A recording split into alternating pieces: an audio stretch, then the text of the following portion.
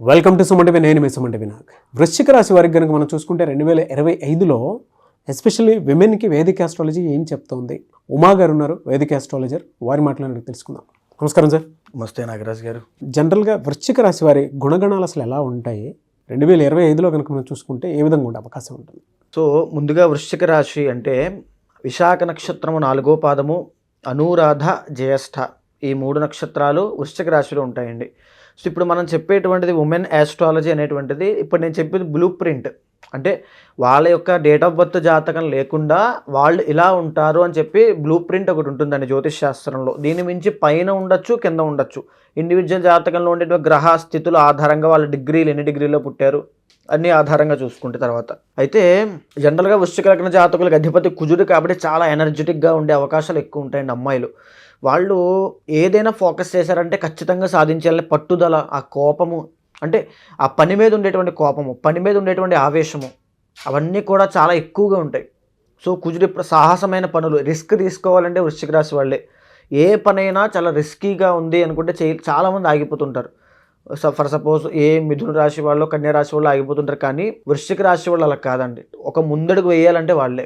ఏ పనైనా స్టార్ట్ చేస్తే ఫాస్ట్గా ముగించేది వాళ్ళే వృశ్చిక రాశి వాళ్ళు. సో కనిపించే అంత సాధారణమైన వ్యక్తులు కాదు, ఎందుకంటే వాళ్ళని అంచనా వేయడం చాలా కష్టం అండి అమ్మాయిలు. అదేవిధంగా వాళ్ళకి లలిత కళల మీద కుజుడిగా దైవభక్తి అనేటువంటిది, అంటే దైవానికి ఆధ్యాత్మికతకి కనెక్ట్ అయ్యేటువంటి అంశాలు చాలా ఎక్కువ ఉంటాయి.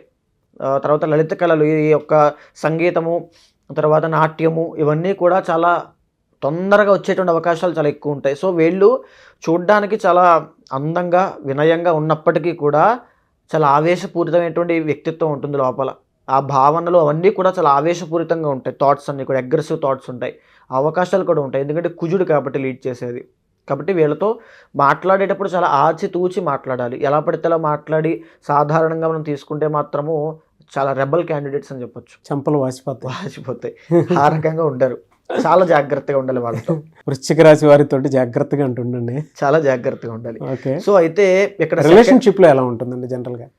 రిలేషన్షిప్ అంటే లవ్ ఆర్ మ్యారిటల్ లైఫ్ అండి. ఎస్, లవ్ విషయంలో అయితే బాగుంటుంది.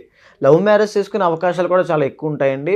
కానీ ఎప్పుడైతే ఈ యొక్క మ్యారేజ్ అవుతుందో, ఏదర్ లవ్ మ్యారేజ్ అయినా లేకపోతే అరేంజ్డ్ మ్యారేజ్ అయినా, మ్యారేజ్ అయిన తర్వాత మాత్రం కాస్త ఇబ్బందులు వస్తాయండి. ఎందుకనంటే ఇక్కడ 7th అండ్ 12th లార్డ్ శుక్రుడు అవుతాడు కాబట్టి పెళ్ళైన తర్వాత స్పౌస్తో, అంటే భర్తతో వృత్తిపరంగా అవ్వచ్చు, లేకపోతే పని రీత్యా అవ్వచ్చు, ఆయన వేరే చోట ఇతను వేరే చోట ఉండే అవకాశాలు చాలా ఎక్కువ ఉంటాయి. అయితే ఇండివిజువల్ జాతకంలో కనుక శుక్రుడు చాలా బాగున్నాడు అనుకోండి, ఈ దోషం పోతుంది. అయితే ఇలా ఉన్నవాళ్ళు ఎవరైనా ఉంటే కనుక శుక్రుడికి సంబంధించిన పూజలు చేయండి, ఆ దోషం కూడా పోతుంది. అంటే మాకు వైవాహిక జీవితంలో అన్యోన్యత కాస్త లోపించింది అని ఫీల్ అయ్యేటువంటి ఎవరైనా ఉంటే శుక్రుడికి సంబంధించిన ఆరాధన చేస్తే అది పోతుంది. అదేవిధంగా లవ్ అండి. ఇంకా లవ్ విషయంలో కూడా ఒకవేళ లవ్ చేస్తే వీళ్ళకి కలిసి వచ్చే అంశాలు ఎక్కువ ఉంటాయి. ఒకవేళ వీళ్ళని మోసం చేయాలని చూసినా వీళ్ళు ఊరుకునేంత తేలికైన మనుషులు కాదు. ఎలాగైనా సరే ఏదో ఒకటి చేసి బర్తిమాలో బెదిరించో వాళ్ళని పెళ్లి చేసుకునే టైపు. సో వృశ్చిక రాశి వాళ్ళతో చాలా జాగ్రత్తగా ఉండాలి. అదేవిధంగా వీళ్ళు వృత్తిపరంగా గవర్నమెంట్ జాబ్స్ కనుక సెలెక్ట్ చేసుకున్నారనుకోండి, దశమాధిపతి రవి అవుతాడు కాబట్టి గవర్నమెంట్ పరంగా వీళ్ళు వెళ్ళాలి అనుకుంటే అద్భుతంగా ఉంటుంది. వీళ్ళ లైఫ్ అనేది గవర్నమెంట్ జాబ్స్ అవ్వచ్చు, గవర్నమెంట్ కాంట్రాక్ట్స్, గవర్నమెంట్ సొమ్ము తినే యోగం ఉంటుంది.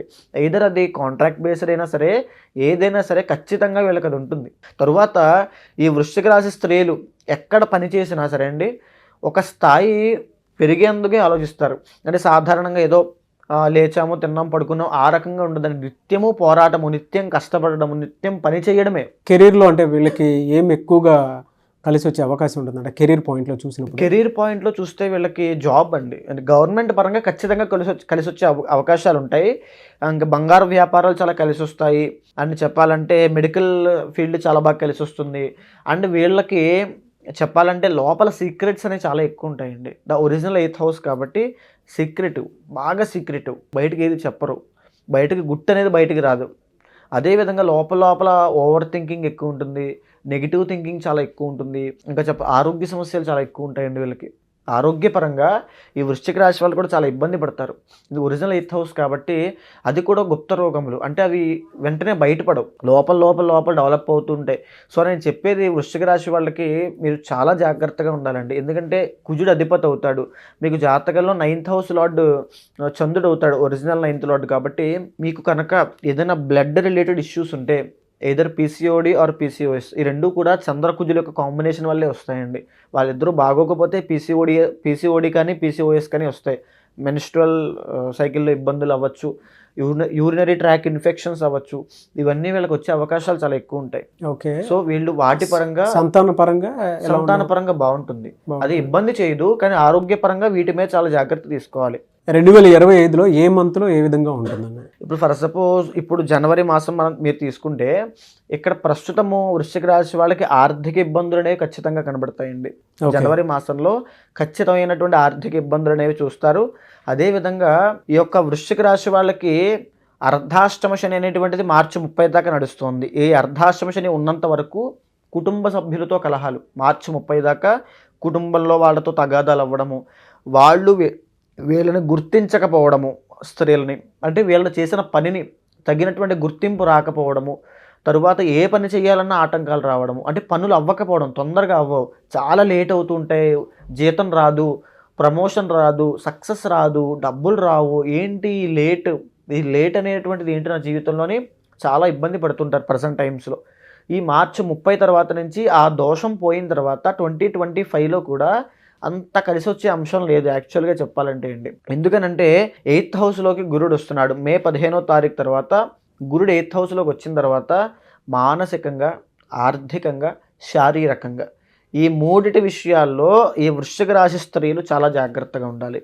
లేనిపోని అపనిందలండి, వీళ్ళు తప్పు చేయకపోయినా ఏదో తప్పు చేశారో అనేటువంటి పేరు వస్తుంది. తరువాత అంటే ఇలా అనకూడదు, కానీ అందరికీ ఇలా ఉంటుందని కాదు, మీ ఇండివిజువల్ జాతకం చూసుకోండి. ఎవరికైనా పెళ్లి సెట్ అయ్యింది, ఎంగేజ్మెంట్ అయింది అనుకుంటే మే 15వ తారీఖు తరువాత ఆ పెళ్ళిళ్ళు ఆగిపోయేటువంటి అవకాశాలు ఎక్కువ ఉంటాయి. సో మీరు ఇండివిజువల్ జాతకాన్ని తప్పకుండా తీసుకుని చాలా జాగ్రత్తగా పరిహారములు చేసుకోండి, లేకపోతే శుభకార్యాలు కూడా ఆగిపోతాయి. అష్టమ స్థానంలో గురుడు కాబట్టి. తరువాత ఉద్యోగాలు చేసే వాళ్ళకి వీళ్ళంతటి వీళ్ళు ఉద్యోగం వదిలేయడం కానీ, పోవడం కానీ, లేకపోతే మార్పు ట్రాన్స్ఫర్ అవుతుంది, అంటే వీళ్ళు ఏదైనా వేరే కంపెనీకి షిఫ్ట్ అవుదాం అనేటువంటి ఉద్దేశంలో మారిన తర్వాత ఉన్నది పోయే వచ్చేది పోయే అన్నట్టుగా రెండు పోతాయి. సో వృశ్చిక రాశి వాళ్ళకి 2025లో బాగా లేదు.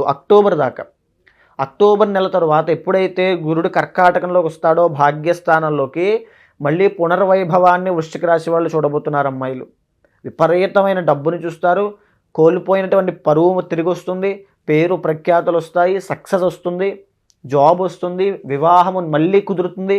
ఇందాక ఆగిపోతుందని చెప్పాను కదండి, అది మళ్ళీ వైభవంగా మళ్ళీ అవుతుంది. అంతటి శక్తి ఆ యొక్క గురుడు వల్ల వీళ్ళ జాతకానికి రాబోతుంది అక్టోబర్లో. సో మే టు అక్టోబర్ అనేటువంటి ఈ యొక్క టైం పీరియడ్ చాలా జాగ్రత్తగా ఉండాలి. అందులోనూ 4th హౌస్లోకి రాహు రాబోతున్నాడండి మే 18వ తారీఖు తర్వాత. ఎప్పుడైతే మే 18 తర్వాత రాహు వస్తాడో కుటుంబ పరంగా చిక్కులు వస్తాయి.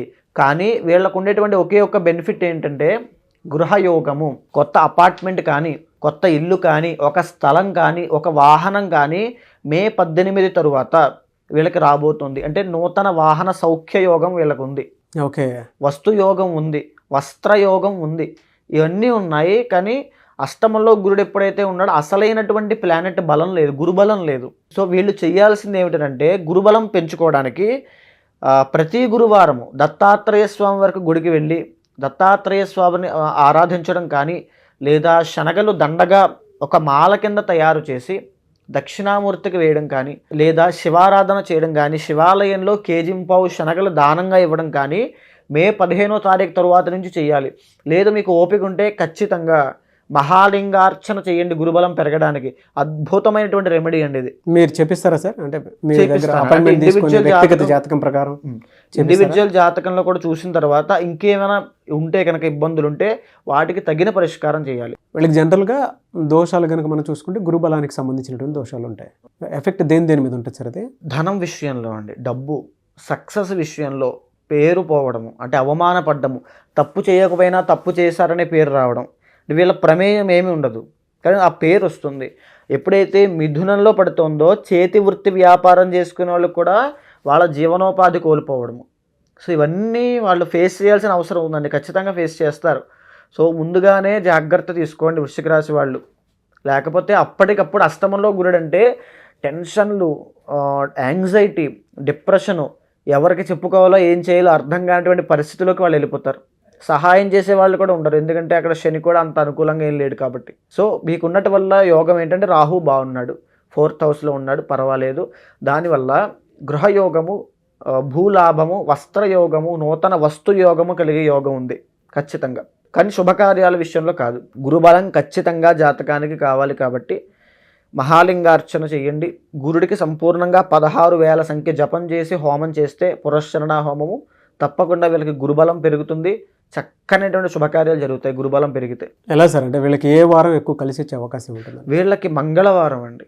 మంగళవారం నాడు కనుక ఈ యొక్క వృశ్చిక రాశి స్త్రీలు సుబ్రహ్మణ్య ఆరాధన చేసిన, సుబ్రహ్మణ్య స్వామి గుడికి వెళ్ళి ప్రదక్షిణాలు చేసి ఆయనకి ఎర్రటి పుష్పములు, దానిమ్మకాయలు, ఎర్రటి వస్త్రము, అలాగే అమ్మవారికి ఎర్రటి గాజులు, వల్లీ దేవసేన సమేత సుబ్రహ్మణ్య స్వామికి ఎర్రటి గాజులు సమర్పించిన అద్భుతమైన యోగం పడుతుంది.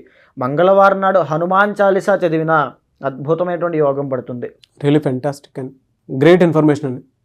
Thank you so much Uma గారు. నమస్తే అండి. చాలామంది అంటే మీ దగ్గర జాతక చక్రం ప్రకారం ఎవరైతే చూపించుకొని వ్యక్తిగత జాతకం చూపించుకునే వాళ్ళు ఉన్నారో చాలా పాజిటివ్ ఫీల్ అవుతున్నారు. At the same time feedback కూడా ఇవ్వడం జరిగింది. ఇప్పటికీ వీడియోస్ చూసిన తర్వాత ఓకే, ఏదైనా వాళ్ళ వ్యక్తిగత జాతకంలో దోషాలు ఉన్నా వాటి నుంచి బయటపడాలి అనుకున్నా, లేదంటే కెరీర్ని చూస్ చేసుకునేటప్పుడు రైట్ కెరీర్ని ఎప్పుడు ఏ విధంగా చూస్ చేసుకోవాలి, లేదా అంటే 2025 కనుక మనం చూసుకుంటే ఏ విధంగా ఉంటుంది అనుకున్నటువంటి వాళ్ళు కూడా ఉంటారు. వాళ్ళు మిమ్మల్ని అప్రోచ్ అవ్వచ్చా? అప్రోచ్ అవ్వాలి అంటే ప్రాసెస్ ఏంటి? కొంతమందికి వ్యక్తిగత దోషాలు ఉన్నప్పుడు పెళ్ళిళ్ళవో కొన్ని పూజలు, యజ్ఞాలు, యాగాలు, హోమాలు లాంటివి చేస్తే వాళ్ళకి డెఫినెట్గా కలిసి వచ్చే అవకాశం ఉంటుందని చెప్పేసి అనుకుంటూ ఉంటాం మనం. వాళ్ళు నమ్మే నమ్మకాన్ని బట్టి ఉంటుంది. అట్ ద సేమ్ టైం కొంతమంది ఏంటంటే పెళ్ళిళ్ళు డిలే అవుతూ ఉంటాయి. ఈవెన్ రాబోయేటువంటి పెళ్ళిళ్ళ సీజన్లో అయినా సరే ఒక మంచి ముహూర్తం కోసం ఇలాంటి వాళ్ళని అప్రోచ్ అవుదాం అనుకుంటారు. అప్రోచ్ అవ్వచ్చా? ప్రాసెస్ ఏంటి? తప్పకుండా అండి.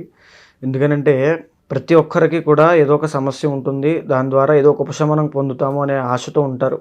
సో వాళ్ళందరికీ నేను చెప్పేది ఏమిటంటే అమ్మా, మీరు కన్సల్ట్ అవ్వండి, అపాయింట్మెంట్ తీసుకోండి. మీ ఇండివిజువల్ జాతకాన్ని అనలైజ్ చేసిన తర్వాత, నేను ఒక పూజ రెమెడీ చేయించిన తర్వాత ఖచ్చితంగా ఆ సమస్య నుంచి బయటకు వస్తారనే కాన్ఫిడెన్స్ మాత్రం నేను ఇస్తాను. ఆ ఏ ముహూర్తం ఉన్నా ఏమున్నా సరే ఖచ్చితంగా కన్సల్ట్ అవ్వచ్చు. కన్సల్ట్ అయితే మా టీం ఎవరైతే మా వాళ్ళు ఉంటారో మీకు డీటెయిల్స్ అన్నీ చెప్తారు, మీతో మాట్లాడతారు. తప్పకుండా నేను మీతో మాట్లాడతాను. ఓకే, అప్రోచ్ అవ్వచ్చు మిమ్మల్ని. తప్పకుండా. ముహూర్తాలు, పేరు, దాంతోపాటు కొంతమంది గృహప్రవేశానికి సంబంధించింది, పెళ్లి ముహూర్తానికి సంబంధించింది కూడా అప్రోచ్ అవ్వాలనుకుంటారు. తప్పకుండా అవ్వచ్చండి. ఎవరికి. Anyways, thank you so much Uma గారు. నమస్తే. చూసారు కదండి వీడియో. ఈ వీడియోపై మీ అభిప్రాయాన్ని కమెంట్ బాక్స్లో పోస్ట్ చేయండి. ముఖ్యంగా మీరు కనుక ఉమా గారిది అంటే వేదిక ఆస్ట్రాలజర్ ఉమా గారి కాంటాక్ట్ నెంబర్ తోటి అపాయింట్మెంట్ తీసుకోవాలి అనుకుంటే, మీకు ఉండేటువంటి ఏదున్నా సరే అంటే కెరీర్ పాయింట్లో నుంచి చూసినప్పుడు 2025 ఏ విధంగా ఉంది, లేదంటే వ్యక్తిగత జాతకం ఏ విధంగా ఉంది, మీకుండేటువంటి ప్రాబ్లమ్స్ని వేదిక ఆస్ట్రాలజీ త్రూ సొల్యూషన్ కావాలి అనుకున్నటువంటి వాళ్ళు ఎవరైనా సరే ఒక రెమెడీ కోసం call or message or WhatsApp చేసి అపాయింట్మెంట్ బుక్ చేసుకోవాలి అనుకుంటే స్క్రీన్ మీద మీకు కాంటాక్ట్ నెంబర్ కనిపిస్తుంది. దాన్ని మీరు కాల్ ఆర్ మెసేజ్ వాట్సాప్ చేసి వెంటనే అపాయింట్మెంట్ బుక్ చేసుకోండి. అండ్ ఇలాంటి మరిన్ని వీడియోస్ కోసం మా ఛానల్ ఫాలో అవ్వండి. Thank you.